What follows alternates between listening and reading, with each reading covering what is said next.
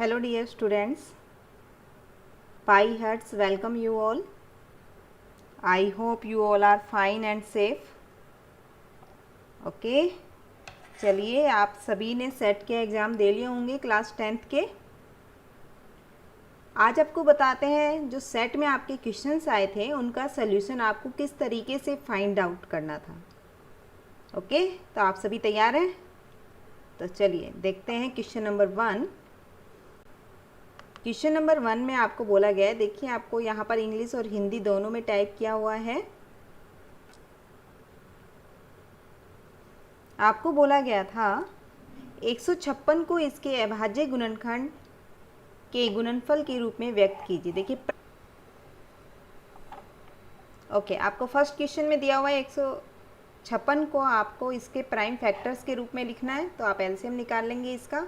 तो यहाँ से आपको मिलने वाला है 2 से आप जब करेंगे इसको, फिर आप इसको 2 से करेंगे तो यहाँ से आपको मिलता है ये 2 स्क्वायर इंटू 3 इंटू 13। तो यहाँ पर हमारा जो आंसर आ रहा है दैट इज इनमें से कोई भी नहीं।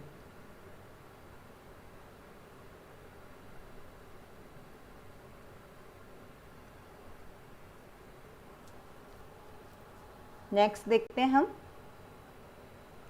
देखिए आपको बताना था check the whether given equation is, आपको ये बताना था सॉल्व करने के बाद कि इक्वेशन जो है वो किस टाइप की आपकी बनेगी। तो आप देख लें यहाँ पे आपको मल्टीप्लाई करके बता रहे हैं -x + 3x - 3। तो देखिए जब हम साइड में लेके जाएंगे इसको तो -x - 2 ये हमारी यहाँ इक्वेशन है। यहाँ पर हमारी बनेगी x², यहाँ -x, यहाँ प्लस का 3x, तो प्लस के 2x जो कि इधर आने पे आपका बनेगा माइनस का 2x। यहाँ -3 है तो यहाँ आके आपका बना +3। तो देखिए x² से x² कैंसिल, यहाँ आपका बनता है -3x + 1 = 0। मीन्स x की पावर 1 आ रही है, तो ऐसी जो इक्वेशन होती है वो कहलाती है हमारी रैखिक समीकरण।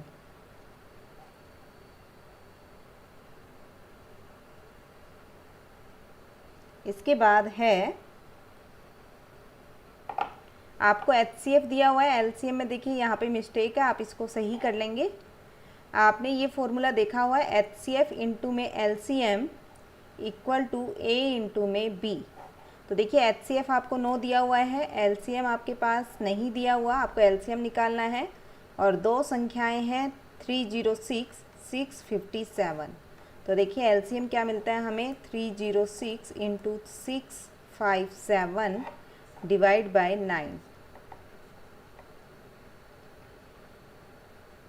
आप मल्टीप्लाई करेंगे इसको, जो कि हमारे पास आंसर मिलेगा 22,338। It means answer is B।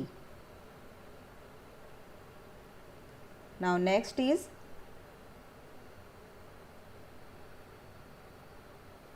दो संख्याएं आपको दी हुई है जिनका सम जो है 27 दिया है और प्रोडक्ट 182।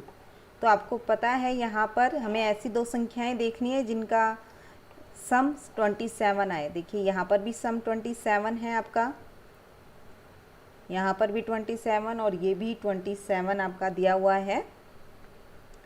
और साथ में आपको बोला गया है यहाँ पर कि आपका जो प्रोडक्ट है वो 182 होना चाहिए।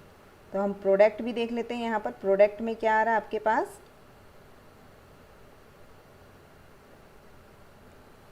तो देखिए यहाँ पर जब आप मल्टीप्लाई करेंगे तो आपको मिलेगा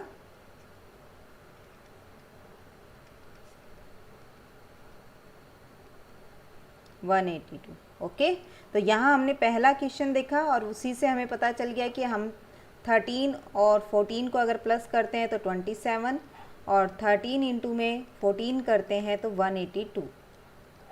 ये तो था हमारा डायरेक्ट मेथड। और अगर आप क्वेश्चन में सॉल्व करना चाहें तो वहाँ देखिए आप इस तरीके से लिखते थे। पहले आप इक्वेशन बनाते थे, इस इक्वेशन में आप वैल्यूज़ को पुट करते थे। आपके पास है -27 और अल्फ़ा बीटा आपको दिया है 182। तो यहाँ जो आपके फैक्टर बनेंगे वो बनेंगे 13x माइनस 14x प्लस 182। तो यहाँ से आपको फैक्टर मिलेंगे फिर x minus 13 x minus 14 equal to 0। तो यहाँ से आपको मिल गया 13 और 14। ओके, तो आंसर आपका होगा इसमें 1। नेक्स्ट आपके पास आपको रूट फाइंड करने हैं। देखिए, रूट फाइंड करने के लिए एक तरीका होता है कि आप इन वैल्यूज़ को इक्वेशन में रखिए और देखिए कि आपकी कौन सी इक्वेशन सेटिस्फाई करती है। जैसे कि अगर मैं x के प्लेस पे 1 रखूं तो देखिए क्या मिलेगा, 3 माइनस 5 प्लस 2। तो ये कितना आ गया आपका 0। तो 1 तो इसका रूट है ही। अब हमें ये देखना है क्या 1/3 मिलेगा साथ में। तो देखिए 1/9 माइनस 5/3 प्लस 2। तो ये मिला 1/3 माइनस 5/3 प्लस 2 माइनस 4/3 प्लस 2, जो कि 0 के इक्वल नहीं होता। तो पहला आपका ऑप्शन नहीं हो सकता। सेकंड देखें, अब मैं सेकंड में x के प्लेस पे रख रही हूँ 2/3। देखिए 1 पे चेक किया, 1 पे 0 के इक्वल आ रहा है। x बराबर 1/3 रखा, 0 के बराबर नहीं है। अब हम 2/3 रख रहे हैं तो देखिए 3 इंटू में 4/9 माइनस 5 इंटू में 2/3 प्लस में 2। तो यहाँ से आपको क्या मिलता है 4/3 माइनस 10/3 प्लस 2। यहाँ से आपको मिला माइनस 6/3 प्लस 2। आपने इसको सोल्व किया तो आया -2 plus 2 that is 0। It means आपका जो आंसर है वो बनेगा सेकंड वाला। ठीक है। और दूसरा तरीका जो आपने एक्सरसाइज में सीखा है रूट निकालने का, वो होता है -b plus minus root b² minus 4ac upon में 2a। ये तरीका आपने चैप्टर में सीखा है। यहाँ a है 3, b है -5 और c है आपके पास 2।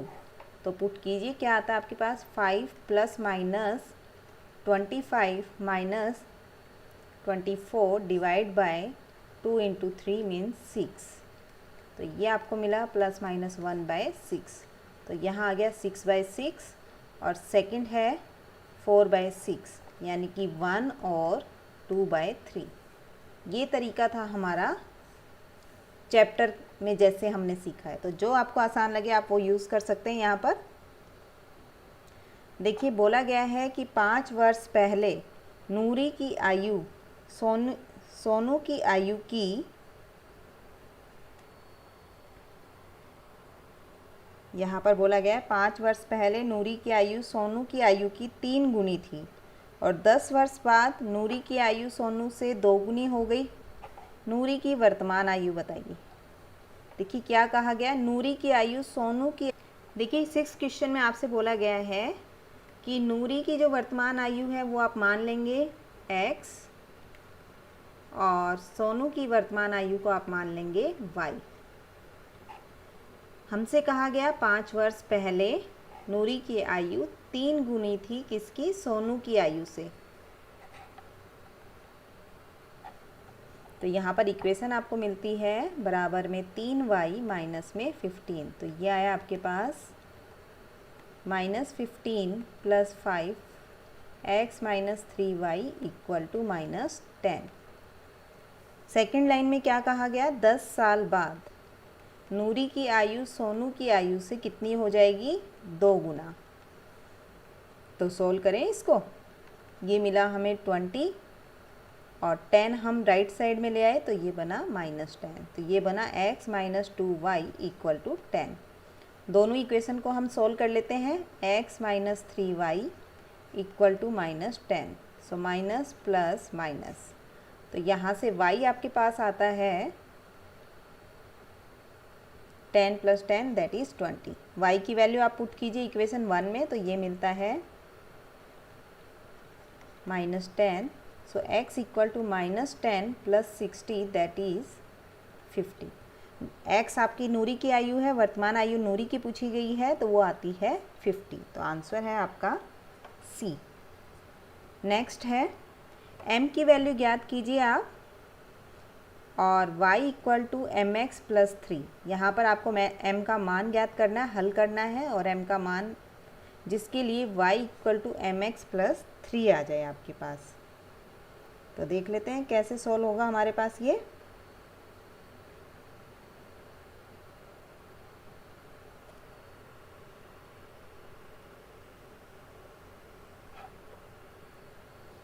इसको सॉल्व करने के लिए आप लिखेंगे 2x plus 3y equal to 11, 2x minus 4y equal to -24, minus plus plus, तो देखिए ये कैंसिल, यहाँ बनेगा 7y और ये आया 35, तो y आ गया 35/7 5।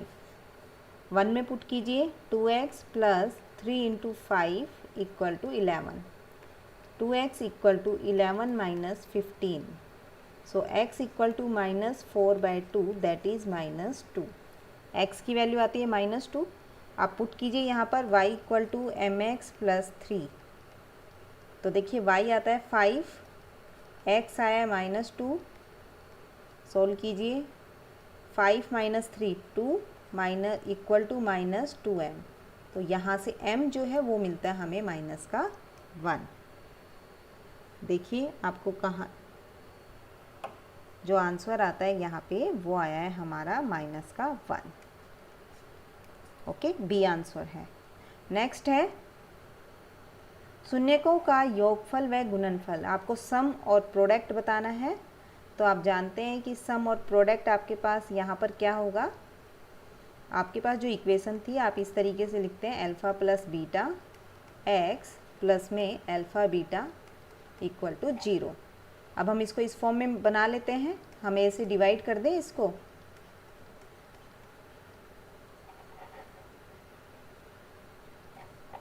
तो यहाँ पर आपके पास क्या आता है, देखिए जब कंपेयर करेंगे तो सम अगर हमारे पास देखें तो वो आता है -b/a, और अगर हम प्रोडक्ट देखें तो वो आता है c/a। क्लियर है? तो यहाँ से आपका आंसर बनता है बी। ओके, वरना आप ये भी कर सकते हैं कि सम हमें निकालना होता है तो -b/a हम जो लिखते आए हैं x का गुणांक माइनस करके x का गुणांक coefficient of x divide by coefficient of x square, और जब हम प्रोडक्ट करते हैं तो वो आता है हमारे पास constant divide by coefficient of x square. ठीक है, आप इस फॉर्मूले से भी जा सकते हैं। देखिए एक सवाल को करने के कई तरीके होते हैं, जो आपको एग्ज़ाम में ध्यान आ जाए आप वो अप्लाई कर दीजिए। देखिए अब आपको क्या बोला गया है, क्वाड्रेटिक इक्वेशन है और हमें k की वैल्यू बतानी है जिसके लिए दोनों रूट जो हैं इक्वल हो। तो आप जानते हैं डिस्क्रीमेंट विविक्त कर में आपने कैसे निकाला था, b² माइनस 4ac। इक्वल कब आते हैं, जब ये 0 के इक्वल होता है। तो a दिया हुआ है 2, b दिया हुआ है हमें k और c दिया हुआ है 3। आप जानते हैं ना जनरल फॉर्म, इस फॉर्म से कंपेयर किया है मैंने। अब रख दीजिए यहाँ पे k² माइनस 4 इंटू 2 इंटू 3, तो यहाँ से आता है इक्वल टू 24 और k इक्वल टू आता है आपके पास प्लस माइनस 24। तो यहाँ से हमें मिलता है, देखिए 2 अंदर जाएंगे तो स्क्वायर होगा, तो 6 इंटू 4 24 होता है। तो आपका आंसर जो बन रहा है वो बन रहा है प्लस माइनस 2√6। क्लियर है? चलिए नेक्स्ट करते हैं। आपको योग बताना है, यहाँ पे आपको मैंने अभी पीछे फॉर्मूला बताया है जो कि होता है -b/a। यहाँ पर आप देखेंगे a जो है वो 2 है, b जो है वो -2 है, तो यहाँ आप लिख सकते हैं -2/2। माइनस से माइनस कैंसिल, प्लस हो गया, और 2 से 2 कैंसिल करेंगे तो आपका आंसर आता है 1। तो इसका जो ऑप्शन था आपका आंसर था वो था फर्स्ट वाला, दैट इज़ 1।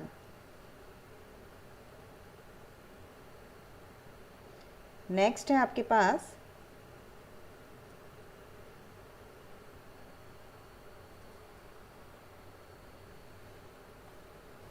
देखिए आपको यहाँ पे सम और प्रोडक्ट बोला गया है।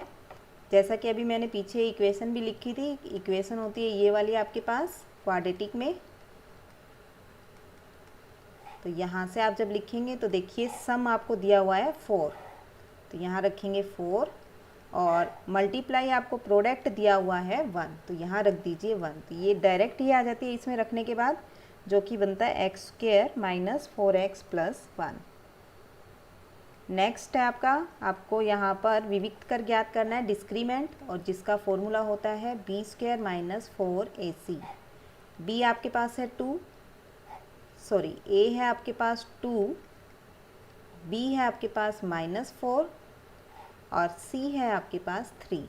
तो देखिए कितना आता है, -4 का स्क्वायर -4 ए इंटू में सी, तो ये बना 16 -24, तो यहाँ से आता है माइनस का 8। देखिए आपको कहीं कोई डाउट है?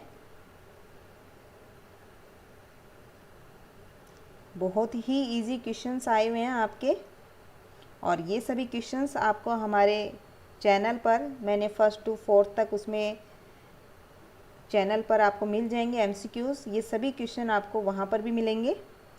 आपका यहाँ जो आंसर आ रहा है वो आ रहा है -8।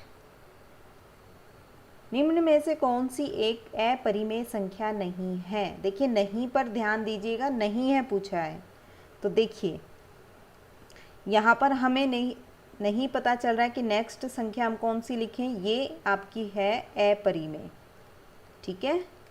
जब हमें हमारी संख्या ना तो ख़त्म हो ना ही रिपीट हो, नॉन टर्मिनेटिंग नॉन रिपीटिंग, तो वो होती है इरेशनल, अपरिमेय। यहाँ देखिए इसको सोल्व करें तो यहाँ देखिए 4 को हम लिख सकते हैं 2 स्क्वायर, जो कि बाहर आने पे 2 होगा और एक 2 पहले से आपके पास, तो ये देखिए 3 + 4 यानी कि आता है 7। तो ये जो वैल्यू है ये है आपकी परिमेय। ओके, आपको यही पूछा था जो अपरिमेय नहीं है, ये भी अपरिमेय है। कोई भी प्राइम नंबर अगर आपके पास रूट में आता है तो वो अपरिमेय रहती है, ठीक है। तो आंसर जो है इसका वो होगा आपका बी। चलिए नेक्स्ट करते हैं। इसमें आपको बोला गया है हमें ये बताना है कि अपरिमित रूप से अनेक हल होंगे, तो p के किस मान के लिए।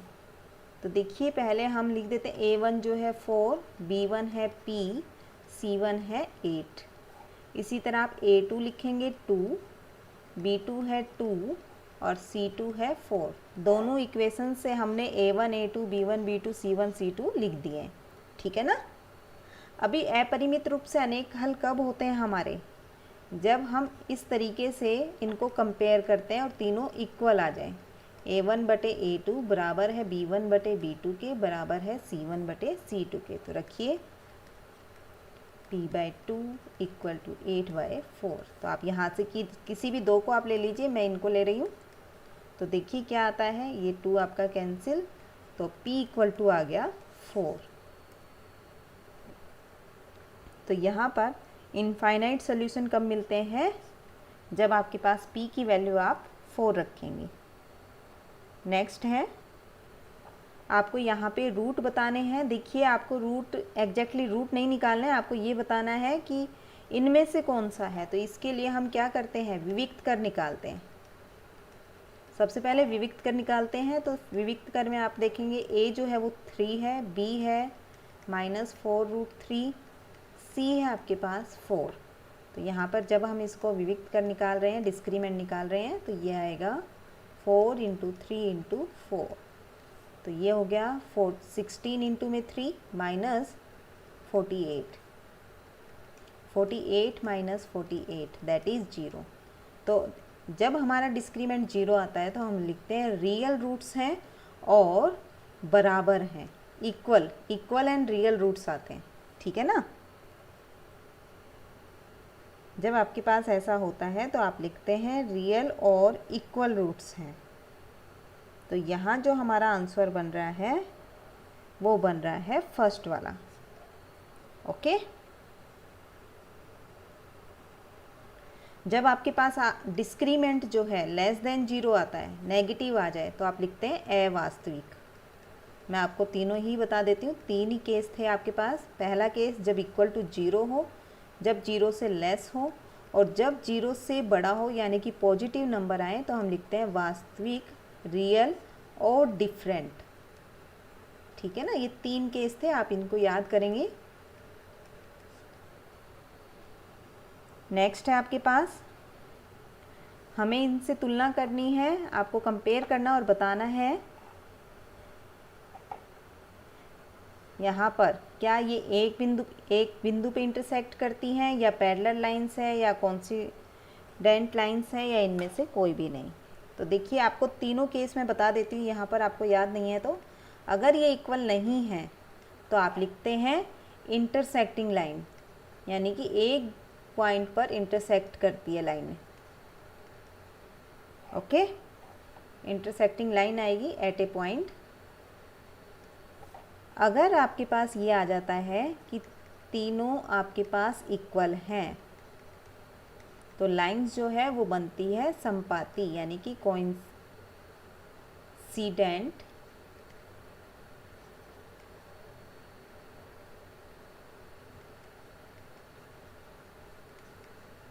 लाइन। ओके, और अगर आपके पास आता है A1/A2 बराबर है B1/B2 के, बट ये बराबर नहीं है C1/C2 के, तो आप लिखते हैं पैरेलल लाइंस। ये 3 केस आप याद करेंगे। अब हम कंपेयर करके देख लेते हैं। A1 है 5, B1 है -4, C1 है 8। इसी तरह दूसरी इक्वेशन में देखिए 7, B2 को हम ले लेते हैं 6 और C2 को ले लेते हैं -9। तो A1/A2 जो कि क्या आ रहा है 5/7। इसी तरह B1/B2 जो कि क्या आता है -4/6। तो आप देख रहे हैं कि दोनों इक्वल नहीं हैं, तो कौन सी हमारी बनेगी, इंटरसेक्टिंग लाइन बनेगी एट ए पॉइंट। फर्स्ट जो है वो इसका आंसर होगा। ठीक है, आगे करें।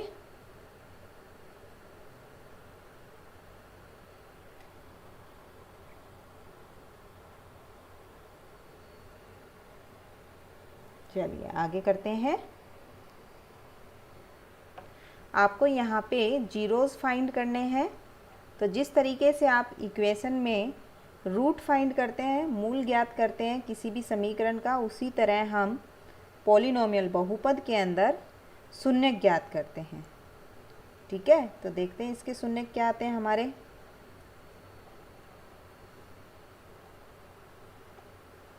आप लिखिए इसको 3x² - x - 4।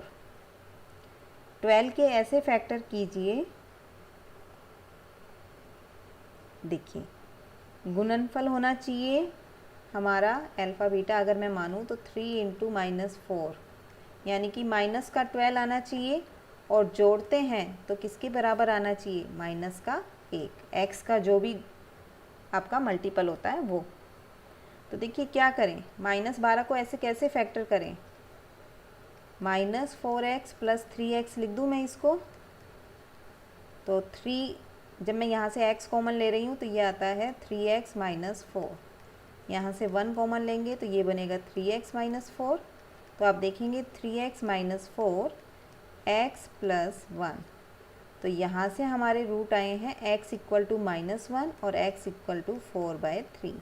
तो देखिए ये मुझे दिख रहा है फोर्थ वाले में। आप अगर एग्ज़ाम में ये भूल भी जाते हैं कि किस तरीके से हमें सॉल्व करना होता है, तो देखिए घबराने की बात नहीं है, क्वेश्चन आप छोड़ के नहीं आएंगे। आप क्या करेंगे, इन वैल्यूज़ को आप पुट करके देखेंगे, इन वैल्यूज़ को बहुपद में पुट करके देखिए, जहाँ पर जीरो बना दें दोनों रूट्स, दोनों शून्यक जहाँ पर जीरो बना दे रखने के बाद वो ही उसका हल है। ठीक है ना। इसके बाद है तुलना करके ये बताना है समीकरण की तुलना कर पता लगाएं कि क्या समीकरण युग्म द्वारा निरूपित है। ओके, आपको ये बताना है कंसिस्टेंट है, इनकंसिस्टेंट है, या दोनों है, ये चीज़ें बतानी है आपको। ठीक है ना। तो मैं आपको बता देती हूँ कि A1/A2 बराबर नहीं है B1/B2 के, और या फिर ये आ जाए B1/B2 बराबर है C1/C2। जब ये केस आते हैं तो आप बोलते हैं कंसिस्टेंट, यानी कि संगत सॉल्यूशन है। और जब ये आ जाए A1/A2 बराबर है B1/B2 के, बट बराबर नहीं है C1/C2 के, तो ये होती है इनकंसिस्टेंट। यानी कि कोई भी हल नहीं है। ठीक है, अब देख लेते हैं कंपेयर करके। A1 है 3, B1 है 2, C1 है 5। इसी तरह आप A2 रखेंगे 2, B2 है -3 और C2 है 7। देखिए आप ये 5 अगर इधर लेके आते हैं तो ये माइनस का बनेगा इक्वल टू 0, और 7 अगर आप लेफ़्ट साइड में लेके जा रहे हैं तो माइनस का बनेगा। तो आप चाहें तो दोनों साइड यहाँ माइनस भी लिख सकते हैं। ठीक है ना। अब आप इनको कंपेयर कीजिए। A1/A2 तो आता है 3/2 और B1/B2 आता है माइनस का 2/3। तो आप देख सकते हैं कि दोनों इक्वल नहीं हैं। इट मीन्स कौन सा केस बन रहा है, कंसिस्टेंट वाला। तो आपका आंसर जो है वो बनेगा ए।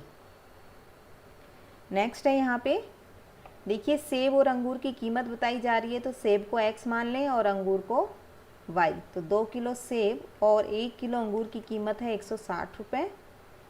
और 1 महीने बाद जब 4 किलो सेब और 2 किलो अंगूर लेते हैं तो उनकी कीमत है 300 रुपये। बीजगणितीय रूप में लिखना था। देखिए किसके साथ हमारी ये इक्वेशन दी हुई है, 2x + y = 160, 4x + 2y = 300। देखिए बी जो आंसर है वो आपका इसका करेक्ट होगा। ठीक है ना।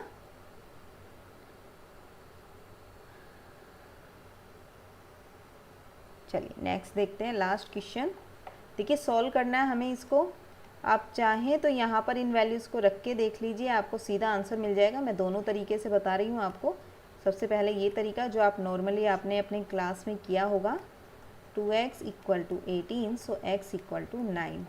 आप किसी भी एक इक्वेशन में पुट कीजिए। मैं इसको पुट कर रही हूँ फर्स्ट वाली इक्वेशन में। तो यहाँ हो गया 9 + y = 14। तो y आ गया आपके पास 14 - 9 मीन्स 5। ओके, आंसर तो हमें मिल चुका है, पर मैं दूसरा तरीका और बता रही हूँ आपको। देखिए दोनों को जोड़ने पर 14 आए। तो देखिए 9 और 23 तो कभी भी 14 नहीं बनेंगे, पहला कैंसिल। 9 और -5 जोड़ेंगे तो भी 14 नहीं बनेगा। 9 और 5 जोड़ते हैं तो 14 बनता है। और दोनों को अगर मैं माइनस करूं, 9 - 4 करती हूं तो आना चाहिए 4। तो 9 - 5 किया तो 4 आता है। तो इट मीन्स जो सेकंड वाला है बिना सोल्व के भी हम इसका उत्तर बता सकते हैं। ये थे आपके 20 क्वेश्चन जो आपके अभी सेट एग्ज़ाम में आए थे।